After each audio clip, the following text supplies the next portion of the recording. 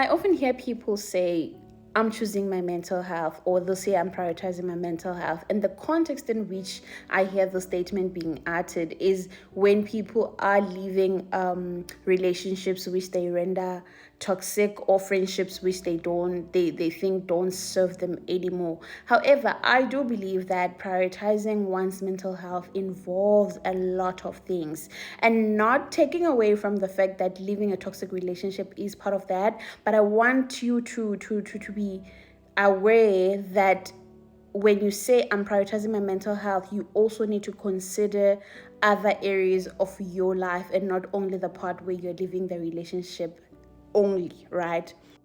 Please don't mind my hair. This is my Afro protective hairstyle. You guys know this, it's not new. So just look at my face and listen to what I have to say.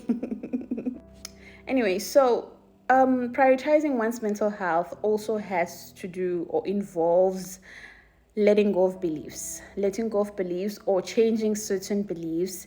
It involves challenging cultural norms and cultural values. It involves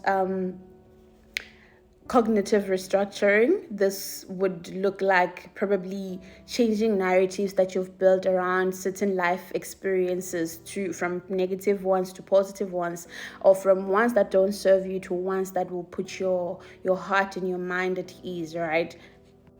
So I'm going to give you an example of a cognitive restructuring that I did around a certain experience, and I hope this helps. I don't know what words YouTube will allow, but I will try my best to use as much professional English as possible, and to also not give it away like what I am saying. But I hope you guys get it. I hope, as much as I'm going to try and conceal what I'm trying to say, I hope you still get the point of what I'm trying to say. So for the most part of my life, when I realized that I was actually SA'd for the longest time of my life, and the time I realized it was because it was affecting my life. I became so angry. Because my thinking around that was, why would someone do that to me? Why would you do this? And you didn't know, but now I am suffering the consequences of your actions, because you decided that you were going to do weird things to me, and now I am the one that's suffering. So there was so much anger around that experience. There was so much guilt. There was so much disappointment, because I would be thinking, why couldn't I protect myself? I would be thinking, why didn't anyone do anything? Why didn't anyone see this happening? Because it happened for a long time.